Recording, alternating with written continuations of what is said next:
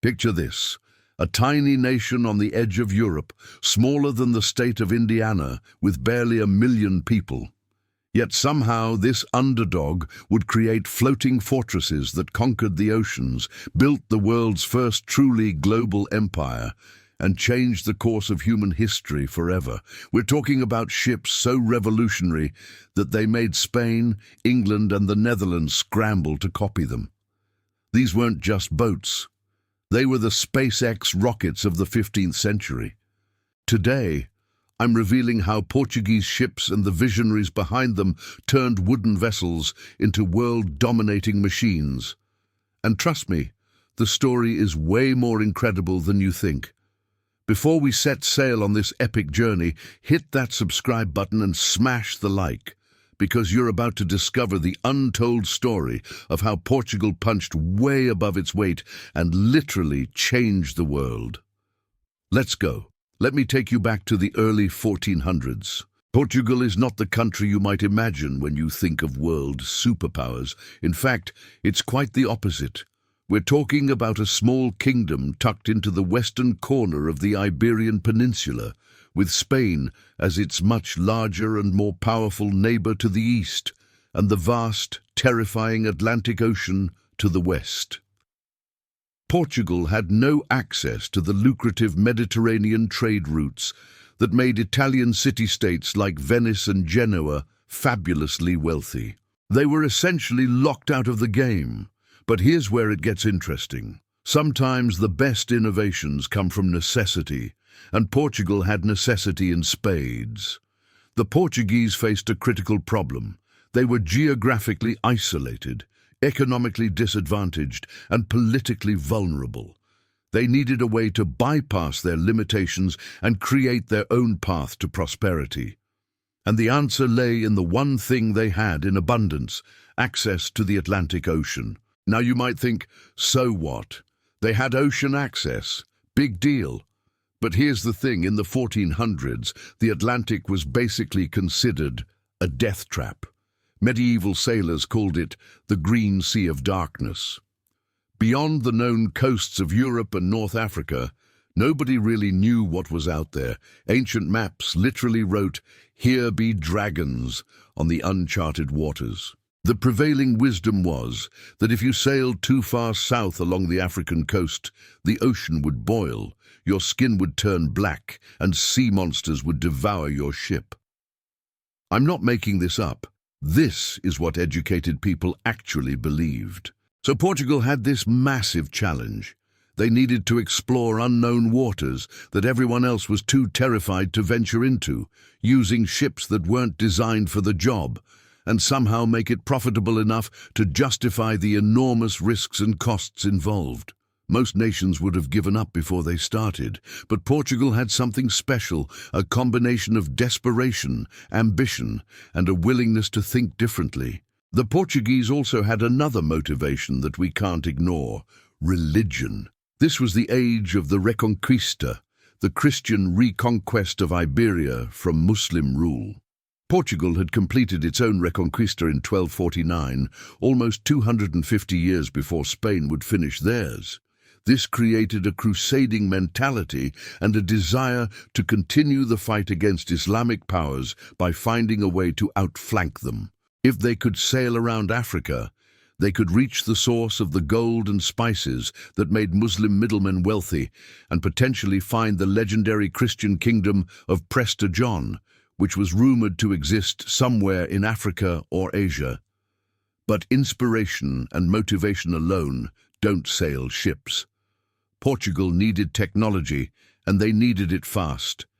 The ships that existed in the early 1400s simply weren't up to the task. Mediterranean galleys required huge crews of rowers and couldn't handle Atlantic storms. Northern European cogs were tough but slow and couldn't sail against the wind. What Portugal needed was something entirely new, a ship that could sail long distances with a small crew, handle the unpredictable Atlantic weather, navigate shallow coastal waters for exploration, and still be fast and maneuverable enough to outrun or fight off pirates and hostile forces. This is where Portuguese innovation truly began. They started experimenting, adapting, and combining the best elements of different ship designs. They looked at the square-rigged ships of northern Europe, which were great for sailing with the wind. They studied the lateen-rigged vessels of the Mediterranean and Arab world, which could sail much closer to the wind direction. And then they started asking, what if we combined these? What if we created something hybrid that took the best of both worlds? This wasn't just about building better boats. This was about creating a technological platform that would enable exploration, trade, and eventually empire. The Portuguese understood something profound. Whoever controlled the seas would control the trade routes, and whoever controlled the trade routes would control the wealth of nations. They were about to prove that theory in spectacular fashion. But they needed more than just good ships. They needed a systematic approach to exploration, a way to accumulate and share knowledge about navigation, currents, winds, and coastlines. They needed to train pilots and navigators, develop better instruments and maps, and create a culture of innovation that would outlast any single voyage or captain. They needed, in modern terms, a research and development program with clear goals and sustained funding. And this is where our next character enters the story, a prince who would become legendary, not for conquering kingdoms with armies, but for conquering oceans with knowledge. Now let's talk about the star of our show, the Caravel. If Portugal's maritime empire was a blockbuster movie, the Caravel would be the breakout character that everyone remembers. This ship design was so revolutionary, so perfectly suited to its purpose, that it remained in use for over 200 years. Think about that. In an age when technology was evolving rapidly, this design stayed relevant for 2 centuries. That's like if we were still using the same computer technology from the 1820s. It's almost unheard of. So what made the Caravel so special? Let me break it down for you, because this is where the genius of Portuguese engineering really shines through. First, let's talk about size. The typical Caravel was relatively small, usually between 50 to 70 feet long, with a capacity of 50 to 60 tons. Now, compared to the massive ships that would come later, this might seem tiny, but that size was actually a huge advantage. A smaller ship required a smaller crew, usually just 20 to 30 men instead of the hundreds needed for larger vessels. Fewer crew members meant lower costs for wages and provisions, which meant voyages could be profitable even without bringing back massive cargo loads. It also meant that these ships could explore shallow coastal waters and river mouths where larger ships couldn't go. But the real innovation was in the rigging. The Portuguese developed what's called a Caravel Redonda and a Caravel Latina. The Latina version used triangular lateen sails, which were borrowed from Arab dhow designs. These sails were absolute game changers because they allowed the ship to sail much closer to the direction the wind was coming from, a technique called beating to windward, or tacking. This meant that Portuguese caravels weren't at the mercy of the wind direction like square-rigged ships were. They could actually sail against the wind by zigzagging at an angle, which opened up entire ocean routes that were previously considered impossible. The Caravel Redonda added square sails to the mix, which were better for sailing with the wind and could achieve higher speeds on long ocean crossings. Many Portuguese ships actually carried both types of sails and could re-rig depending on the conditions. Imagine having a vehicle that could transform from a speedboat to an all-terrain vehicle depending on what terrain you were crossing. That's essentially what Portuguese sailors could do with their caravels. The hull design was equally brilliant. Portuguese shipwrights created a streamlined hull shape that was both sturdy enough to handle Atlantic storms and light enough to be fast and maneuverable. The Caravel had a shallow draft, meaning it didn't sit too deep in the water, which again allowed it to explore coastlines and navigate shallow waters without running aground. This was absolutely critical for exploration. You can't discover new lands if you can't get close enough to shore to see them. The Portuguese also pioneered improvements in rudder design, moving from side-mounted steering oars to a stern-mounted rudder that gave much better control. This might seem like a small detail, but it made an enormous difference in how responsive and controllable these ships were, especially in rough seas or when making quick maneuvers. Now, I want you to understand something important. Developing the caravel wasn't a single eureka moment.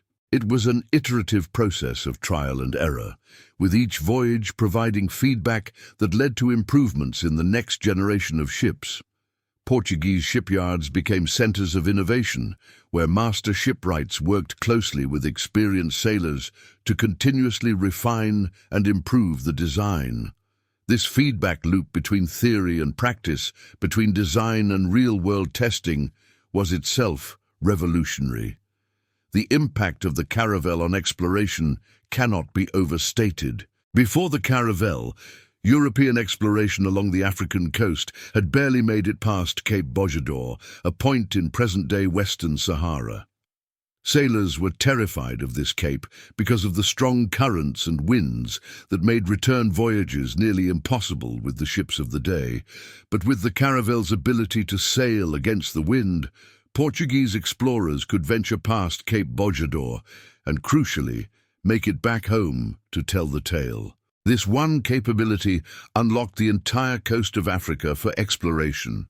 And here's something fascinating. The success of the caravel sparked what we might call the world's first naval arms race. When other European powers saw what Portugal was achieving, they immediately started trying to copy and adapt the design. Spanish, English, French, and Dutch shipbuilders all created their own versions, often adding their own modifications. Columbus's most famous ship, the Niña, started as a caravel latina before being re-rigged as a caravel redonda for his Atlantic crossing. Even centuries later, elements of caravel design influenced ship construction worldwide. But ships alone don't create empires. They need direction, purpose, and systematic planning. They need someone with the vision to see not just what these ships could do, but what they could become. They needed Prince Henry, the navigator. Let me introduce you to one of history's most fascinating figures, Prince Henry of Portugal, known to posterity as Henry the Navigator. Now here's an ironic twist. Henry himself probably never actually went on any of the great voyages of discovery. He wasn't standing on the deck of a caravel, riding the waves or charting unknown waters. So why do we call him the Navigator? Because he did something potentially even more important. He created the system that made all those voyages possible. Henry was born in 1394, the third son of King John I of Portugal. As a younger son, he wasn't going to inherit the throne, which actually gave him freedom to pursue his own ambitions. And boy, did he have ambitions. From an early age, Henry was fascinated by exploration, navigation, and the possibilities that lay beyond the known world.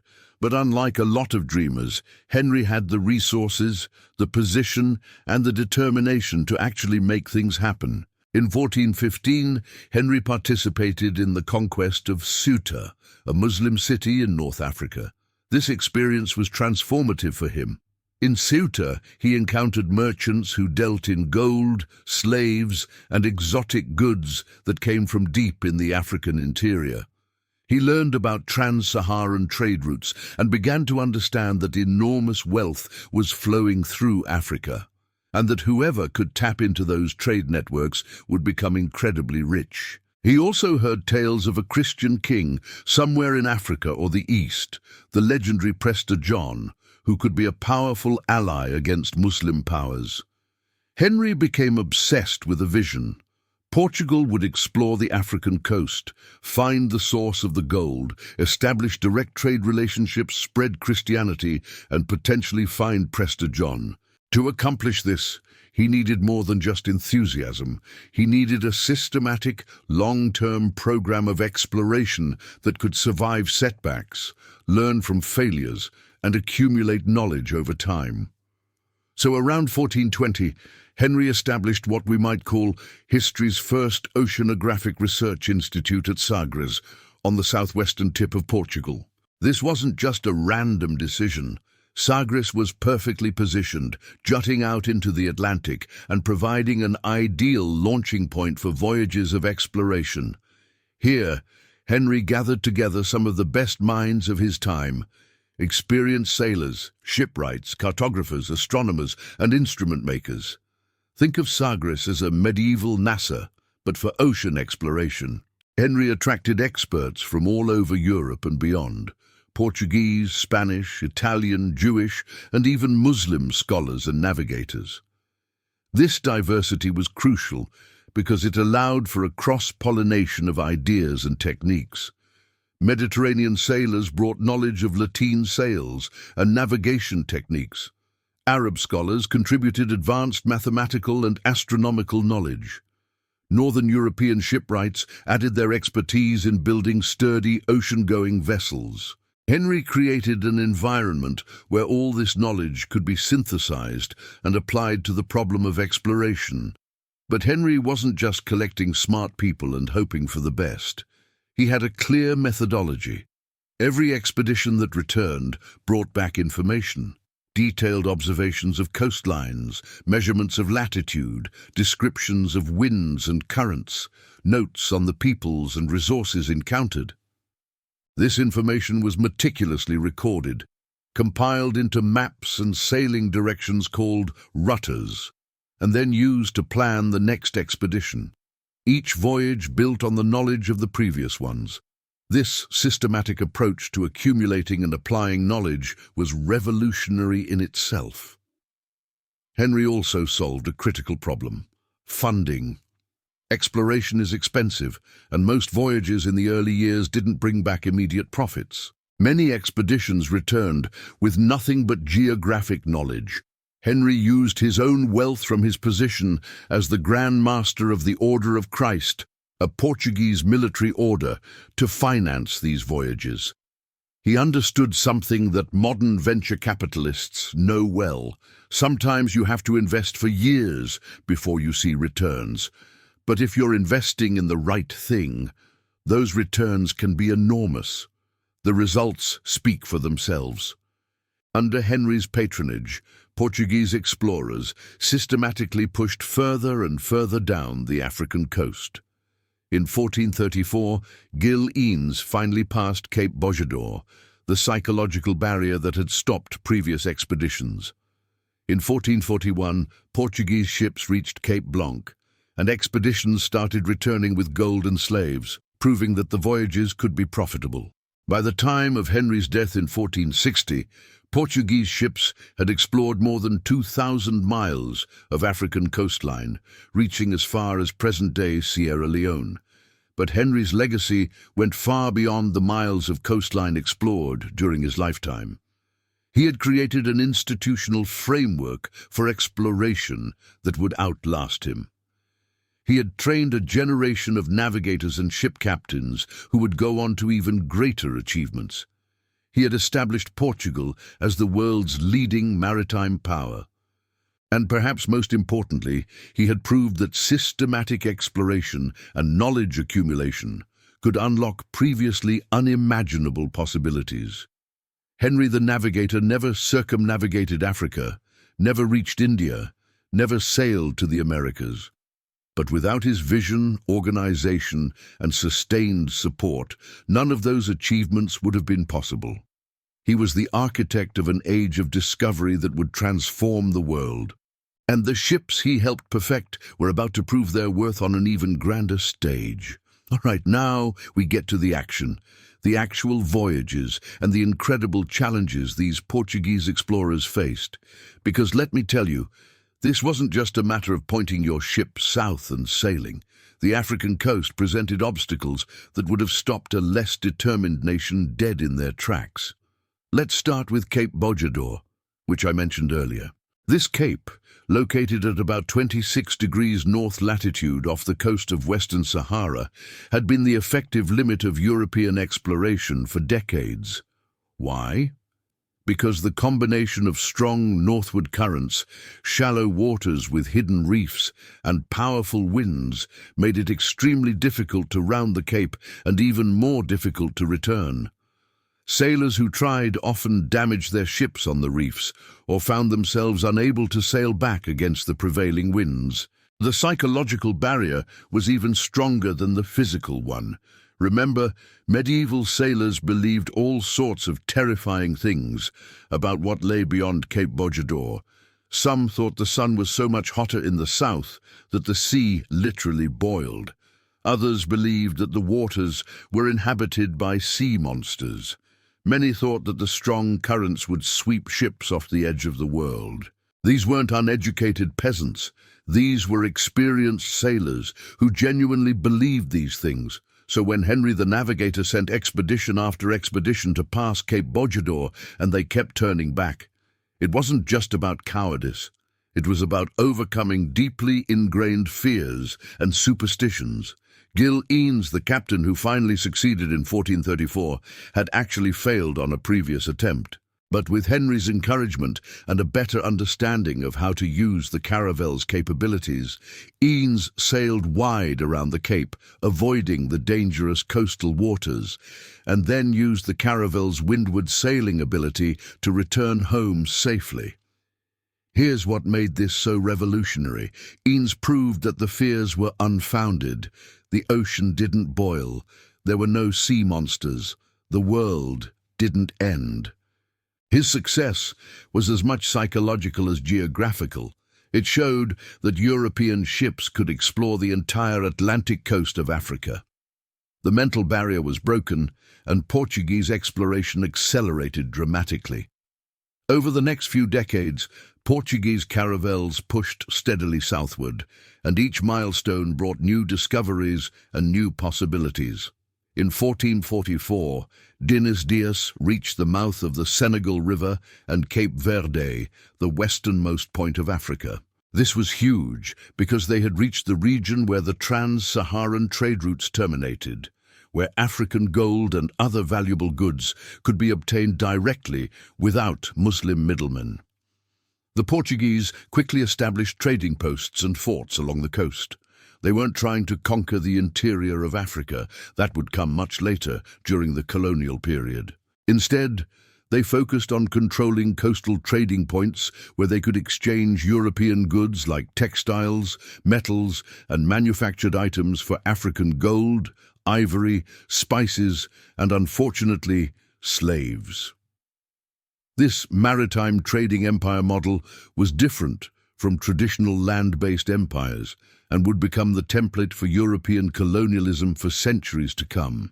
In 1471, Portuguese explorers reached the Gold Coast, present-day Ghana, and the wealth they found there exceeded their wildest dreams. So much gold was being traded that they built a massive fort there called São Jorge da Mina, or El Mina Castle, which still stands today. The gold flowing back to Portugal helped finance further exploration and enriched the Portuguese crown enormously.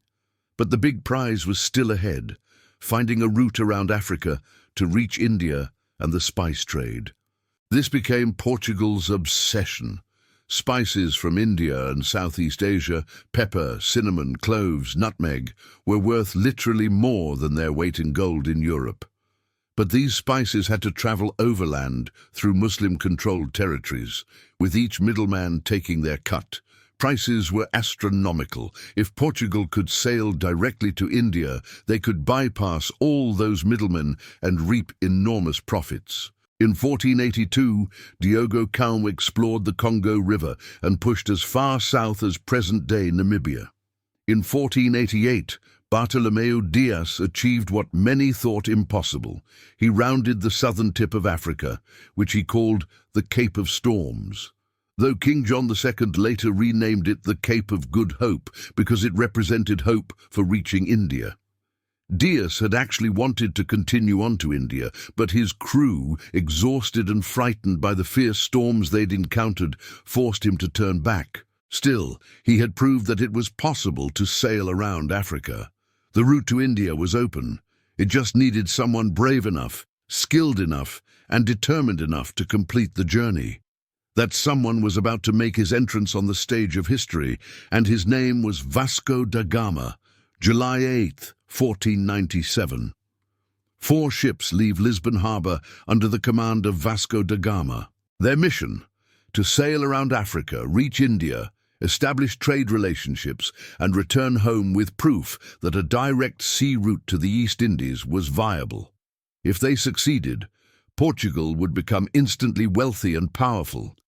If they failed, they would likely never be seen again, joining the countless sailors who had disappeared into the vastness of the ocean. Vasco da Gama was an interesting choice to lead this expedition. He was a nobleman with some naval experience, but he wasn't a famous explorer or even a particularly experienced ocean navigator. What he did have was ruthlessness, determination, and the complete confidence of King Manuel Verfinge. The king gave him 4 ships, including 2 caravels, and extensive supplies for what everyone knew would be an extremely long and dangerous voyage. The fleet sailed down the African coast, following routes that previous Portuguese explorers had established. But Dias had advised da Gama to avoid hugging the coastline around the southern tip of Africa. Instead, da Gama made a bold decision. He would sail far out into the Atlantic, almost to Brazil, before turning east to catch favorable winds that would carry them around the Cape of Good Hope.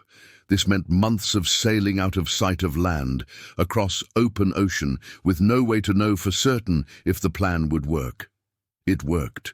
After more than 3 months at sea, da Gama's fleet successfully rounded the Cape and entered the Indian Ocean. But they were only halfway through their journey. Now they faced the challenge of navigating the East African coast, dealing with Muslim traders who were not at all happy to see Portuguese competitors, and finding a pilot who could guide them across the Indian Ocean to India. Here's where the story gets really interesting. In Malindi, on the coast of present-day Kenya, da Gama managed to hire an experienced Arab navigator named Ahmad ibn Majid, one of the greatest navigators of his time. With Ibn Majid's expertise in monsoon wind patterns and Indian Ocean sailing, the Portuguese fleet made the crossing to India in just 27 days, a remarkably fast voyage. On May 20th, 1498, nearly a year after leaving Portugal, Vasco da Gama's ships dropped anchor off Calicut on the southwestern coast of India. They had done it. For the first time in history, Europeans had reached India by sea. The implications were staggering. Now, da Gama's reception in India was not particularly warm. The local ruler, the Zamorin of Calicut, and the Muslim merchants who dominated trade there were decidedly unimpressed with the Portuguese. Da Gama's gifts, cloth, hats, oil, were laughable compared to the wealth these Indian merchants were accustomed to. The Portuguese were seen as poor, unsophisticated barbarians from the edge of the world. But da Gama managed to acquire a small cargo of spices and other goods, and more importantly, he gathered detailed information about prices, trade networks, and political relationships. After several months in India, dealing with skeptical officials and hostile merchants, da Gama decided it was time to head home. The return journey was brutal. Crossing back across the Indian Ocean took over 4 months because they sailed during the wrong monsoon season. Scurvy ravaged the crews, a disease caused by vitamin C deficiency that was the plague of long ocean voyages. Men's gums swelled and bled, teeth fell out, old wounds reopened, and many simply died. By the time they reached Africa, so many crew members had died that da Gama had to scuttle one of his 4 ships because he didn't have enough men to sail it. When da Gama finally returned to Lisbon in September 1499, more than 2 years after he'd left, only 2 of his 4 ships made it back, and only about a third of his original crew survived. By any normal measure, the expedition had been incredibly costly in human terms, but in economic terms, it was a triumph beyond imagination. The spices da Gama brought back sold for 60 times what the entire expedition had cost. 60 times. Suddenly, every penny Portugal had invested in exploration over the past 80 years was vindicated. The sea route to India was real, it was navigable, and it was fantastically profitable. King Manuel I immediately understood what this meant. Portugal now had the potential to break the Venetian and Muslim monopoly on the spice trade. They could buy spices directly from the source and sell them in Europe at prices that would undercut their competitors while still making enormous profits. Portugal was about to become very, very rich. The king commissioned a new fleet, this time a massive one with 13 ships and 1,500 men, under the command of Pedro Álvares Cabral. This fleet, sailing in 1500, would establish the first permanent Portuguese trading posts in India. Along the way, Cabral would also accidentally discover Brazil, claiming it for Portugal, but that's another story. Vasco da Gama himself would return to India twice more, establishing Portuguese dominance through a combination of superior naval technology, ruthless tactics, and strategic alliances. Portuguese carracks and caravel-based warships, with their cannon and superior maneuverability, outmatched anything in the Indian Ocean. Within a few years, Portugal had established a network of fortified trading posts from East Africa to India to Southeast Asia. The age of the Portuguese Maritime Empire had truly begun, and it would change the world forever. Now we get to the really incredible part, how a nation of maybe 1 million people managed to create and maintain a global trading empire that stretched across 3 continents and lasted for centuries. Because what Portugal did next wasn't just impressive, it was unprecedented in human history. After Vasco da Gama proved that the sea route to India was viable and profitable, Portugal moved with remarkable speed and strategic brilliance to establish dominance over the Indian Ocean trade. Their strategy was based on a simple but revolutionary concept. They didn't need to conquer territories and rule populations. Instead, they would control the sea lanes and the key trading ports. This maritime empire model required far fewer resources than traditional land-based empires, but it could generate enormous wealth. The architect of this strategy was Afonso de Albuquerque, who became the Portuguese Viceroy of India in 1509. Albuquerque was a military genius and strategic thinker who understood that Portugal needed to control specific choke points and trading centers to dominate the entire trade network. In 1510, he conquered Goa on the west coast of India, which would become the capital of Portuguese India for 450 years. In 1511, he took Malacca, the crucial strait connecting the Indian Ocean to the South China Sea, giving Portugal control over the spice trade from the Moluccas, the famous Spice Islands. In 1515, he captured Hormuz, controlling access to the Persian Gulf. With these strategic positions secured, Portugal could force merchant ships to buy permits, called cartazes, to trade in the Indian Ocean. Ships without these permits could be seized or sunk. It was essentially a protection racket backed by naval superiority, but it was also a remarkably efficient way to generate revenue and control trade without needing to occupy vast territories. The ships that made this possible were evolutions of the caravel design. By the early 1500s, Portuguese shipbuilders had developed the carrack, a larger and more heavily armed vessel that could carry more cargo and more cannons.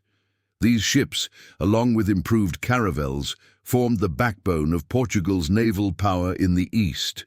They could outgun any vessel in the Indian Ocean and outmaneuver most of them as well. But Portugal's empire wasn't just in Asia. They were simultaneously developing their Atlantic possessions. The islands of Madeira, discovered and colonized in the 1420s, became major producers of wine and sugar. The Azores, discovered in the 1430s, served as a crucial resupply point for ships crossing the Atlantic. The Cape Verde Islands, off the coast of West Africa, became another important staging post, and Brazil, officially discovered in 1500, would eventually become Portugal's most valuable overseas possession. The wealth flowing into Portugal during this golden age was astronomical. Spices, silks, porcelain, precious stones, gold, and exotic goods from around the world all passed through Lisbon. The city transformed from a modest European capital into one of the wealthiest and most cosmopolitan cities in the world. The Portuguese court became fabulously rich, funding art, architecture, and culture that would define the Portuguese Renaissance.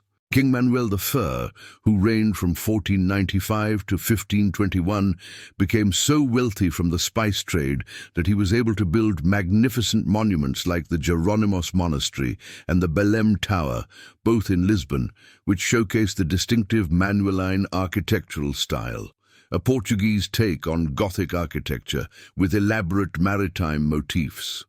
These buildings still stand today as testaments to Portugal's golden age. But maintaining this empire was a constant challenge. Portugal's population was too small to provide enough settlers, soldiers, and sailors for such far-flung possessions. They relied heavily on local alliances, converting local elites to Christianity when possible, and using military force when necessary. They also employed people from their Asian territories, creating mixed-race communities and a diverse empire that was held together as much by economic interests as by military force. The Portuguese also had to deal with challenges from other European powers. Spain was Portugal's main rival, and after Columbus's voyages, the two nations competed for newly discovered territories. In 1494, they signed the Treaty of Tordesillas, which literally divided the undiscovered world between them along a north-south line in the Atlantic. Everything to the west went to Spain, everything to the east to Portugal. This gave Brazil to Portugal and most of the Americas to Spain, while securing Portugal's claims to Africa and Asia. But as the 16th century progressed, other European nations entered the game. England, France, and especially the Netherlands, began challenging Portuguese dominance. These nations studied Portuguese ship designs and navigation techniques, built their own powerful fleets, and started carving out their own overseas empires. The Portuguese fought back, sometimes successfully, sometimes not, but they were stretched increasingly thin. Despite these challenges, Portugal maintained major overseas possessions for centuries. Goa remained Portuguese until 1961. Macau, established in 1557, was Portuguese until 1999. Portuguese influence spread across the world, from Angola to Mozambique, from Brazil to East Timor. The Portuguese language today is spoken by over 250 million people worldwide, the sixth most spoken language globally, a direct legacy of this maritime empire. But perhaps even more important than the territories controlled or the wealth generated was the knowledge accumulated and shared. Portuguese navigators mapped coastlines across the globe, recorded information about winds and currents, and pioneered navigation techniques that became standard worldwide. Their sailing directions and maps were copied, adapted, and used by sailors of all nations. In a very real sense, Portuguese explorers created the first truly global understanding of Earth's geography. Let's talk about legacy, because the impact of Portuguese maritime innovation extends far beyond Portugal itself and far beyond the age of sail. When we look at how the Portuguese ships and exploration techniques influenced world history, the ripple effects are truly remarkable. First and most obviously, every major European maritime power copied and adapted Portuguese ship designs. The Spanish, who were Portugal's closest neighbors and rivals, were the first to adopt and modify caravel and carrack designs for their own exploration and colonization efforts. Columbus, as I mentioned, used caravels for his Atlantic crossing. Spanish galleons, which would dominate Atlantic trade for over a century, were direct descendants of Portuguese carrack designs. The English were equally influenced. When England began its own age of exploration under the Tudors, English shipbuilders studied Portuguese vessels and incorporated their innovations. Francis Drake's Golden Hind, which circumnavigated the globe in the 1570s, used design principles developed by Portuguese shipwrights. The English would eventually combine these Portuguese innovations with their own developments in ship design and naval tactics to create the Royal Navy that would dominate the seas for centuries. The Dutch, who would eventually surpass Portugal as the dominant maritime trading power in the East Indies, learned their trade partly by studying Portuguese methods. Dutch merchants and sailors served on Portuguese ships, learning navigation techniques and trade routes before establishing their own Dutch East India Company in 1602. The Vlot, the famous Dutch cargo ship that revolutionized maritime trade in the 17th century, incorporated design elements pioneered by the Portuguese. Even the French, who came later to overseas exploration and empire, built on the foundation laid by Portuguese innovations. French naval architecture in the 17th and 18th centuries showed clear influence from Portuguese ship designs, particularly in vessels designed for long-distance trade and exploration. But the legacy goes beyond ship design. The Portuguese pioneered the concept of a maritime trading empire, fundamentally different from traditional territorial empires. Instead of conquering and occupying vast inland territories with all the administrative and military costs that entailed, the Portuguese model focused on controlling key ports and sea lanes. This was more efficient, more profitable, and required far fewer resources. This model became the blueprint for European colonial empires over the next several centuries. The British East India Company, the Dutch East India Company, the French East India Company, all of these followed the Portuguese model of establishing fortified trading posts, controlling maritime trade routes, and generating profits through commerce rather than land conquest. Even when these companies eventually did expand into territorial control, they initially operated on the Portuguese maritime model. Portuguese innovations in navigation also had lasting impact. They developed and refined the use of the astrolabe for determining latitude at sea. They improved compass designs and created detailed sailing directions called rutters that recorded wind patterns, currents, and safe harbors. They trained navigators in mathematical and astronomical techniques that became standard throughout Europe. Portuguese navigational schools, particularly in Lisbon and Sagres, trained sailors from across Europe. The Portuguese also pioneered the systematic mapping of the world. Their cartographers created some of the first accurate maps of Africa, India, Southeast Asia, and Brazil. The Cantino planisphere, created in 1502, is one of the earliest surviving maps showing the results of Portuguese exploration, including the coastline of Brazil and detailed information about Africa and India. These maps were so valuable that they were considered state secrets. Portugal didn't want competitors to benefit from the knowledge they had worked so hard to acquire. The economic legacy is equally profound. Portuguese exploration opened up global trade networks that had never existed before. For the first time in history, goods, ideas, and people were flowing regularly between Europe, Africa, Asia, and the Americas. This was the beginning of true globalization. Portuguese merchants established trading posts that became multicultural hubs where people from different continents met, traded, and exchanged ideas. The biological exchange was also significant, though not always positive.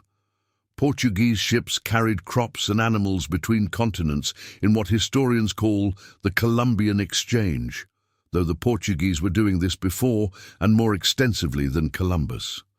Sugarcane from the Mediterranean was planted in Brazil and became a major crop. Maize and cassava from the Americas were introduced to Africa and became staple crops. Chili peppers from the Americas made their way to India and transformed Indian cuisine forever. These exchanges facilitated by Portuguese maritime networks, fundamentally altered agriculture and diet across the globe. Even the language of sailing bears Portuguese influence. Nautical terms and concepts developed or popularized by Portuguese sailors entered the maritime vocabulary of many languages. The word monsoon comes from the Portuguese monção, which they adapted from Arabic. Junk, referring to a Chinese ship, comes through Portuguese. Many place names around the world still bear Portuguese names given by early explorers. But perhaps the most important legacy is this: the Portuguese proved that the world could be known, that the oceans could be crossed, and that human beings were capable of navigating and connecting the entire planet. Before Portuguese exploration, the world seemed impossibly vast and unknowable. Different regions existed in relative isolation, with only limited contact through overland routes.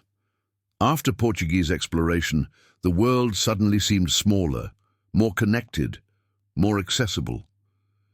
This shift in perspective was revolutionary. It changed how Europeans thought about the world and their place in it. It sparked an age of exploration and discovery that would continue for centuries. It led to scientific advances as people tried to understand the new lands, peoples, plants, and animals being discovered. It challenged existing worldviews and forced people to reconsider long-held assumptions about geography, theology, and humanity itself. The Portuguese ships were more than just wooden vessels with sails. They were tools that extended human reach across the planet. They were platforms for knowledge creation and accumulation. They were economic engines that generated unprecedented wealth. They were weapons that shifted the balance of power between nations and civilizations. They were, in essence, transformative technology, as revolutionary in their time as the printing press, the steam engine, the airplane, or the internet. And here's something that often gets overlooked. Portugal maintained this maritime tradition long after its golden age ended. Even when other nations surpassed Portugal in naval power and colonial holdings, Portuguese sailors, shipbuilders, and navigators remained respected throughout the world. Portuguese mariners served in the navies and merchant fleets of other nations, bringing their expertise and knowledge wherever they went. Today, when we think about the age of exploration, we often focus on the destinations, the discovery of new lands, the encounters with different peoples, the establishment of colonies. But we should also remember the means, the ships that made it all possible, and the innovations in design, construction, and sailing that allowed those ships to accomplish what had previously seemed impossible. The Portuguese caravel and its descendants weren't just good ships. They were vessels that changed the course of human history, that connected civilizations, that opened up possibilities that previous generations couldn't have imagined. They represent human ingenuity, ambition, and the drive to explore and understand our world. So there you have it, the incredible story of how Portuguese ships built the first maritime empire and changed the world forever. From a small nation on the edge of Europe, Portugal launched an age of exploration that connected continents, revolutionized trade, and fundamentally altered human history. The caravel and its descendants weren't just ships. They were the technology that made globalization possible centuries before the word even existed. But here's the thing. This story raises so many fascinating questions. What if Portugal had stayed isolated and never innovated in ship design? What if other nations had developed these technologies first? How different would our world be today? And what can we learn from Portugal's age of exploration that applies to our own era of innovation and discovery?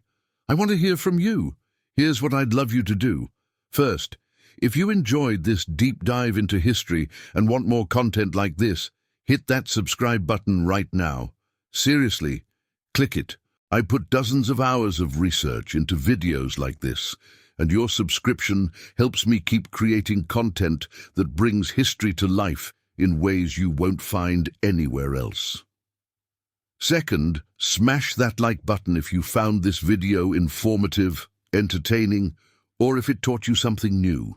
The algorithm gods reward engagement, and your like helps this video reach more people who love history as much as you do. Third, and this is the most important part, leave a comment below.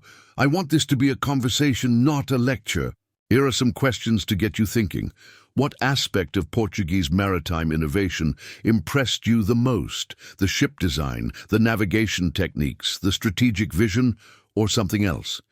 Do you think the Portuguese maritime empire was ultimately a force for progress? Or did the negative consequences outweigh the benefits?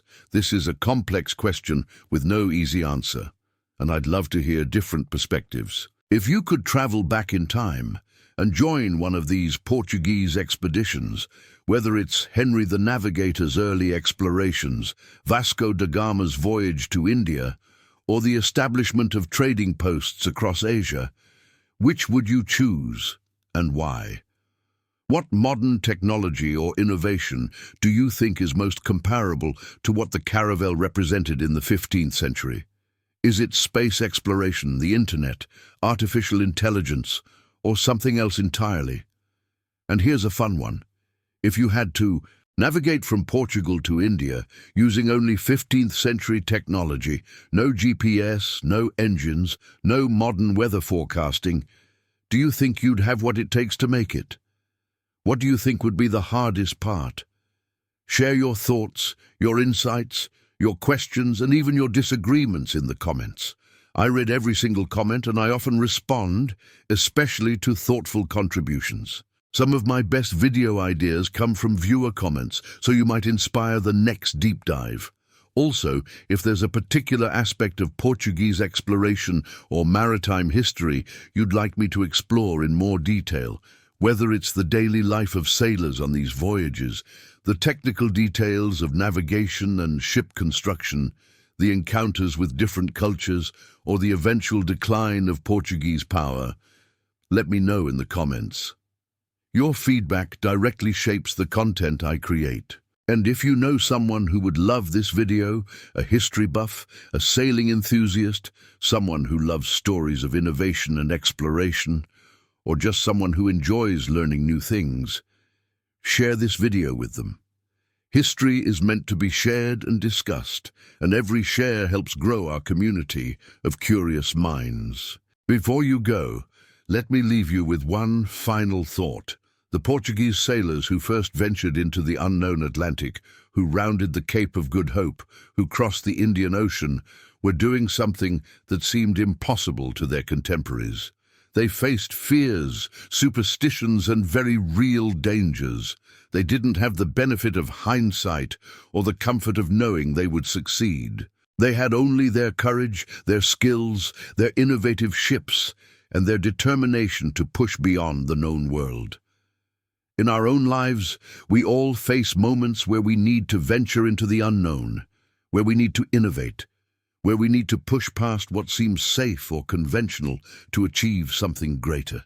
The story of Portuguese maritime exploration reminds us that with the right tools, the right mindset, and the courage to persevere through setbacks, human beings are capable of achieving things that seem impossible. So what's your unknown ocean?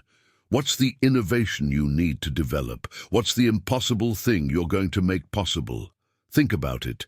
And then, like those Portuguese sailors 6 centuries ago, set sail. Thanks for watching, thanks for being part of this community, and I'll see you in the next video. Until then, keep exploring, keep learning, and keep pushing the boundaries of what's possible. Subscribe, like, comment. Let's keep this conversation going.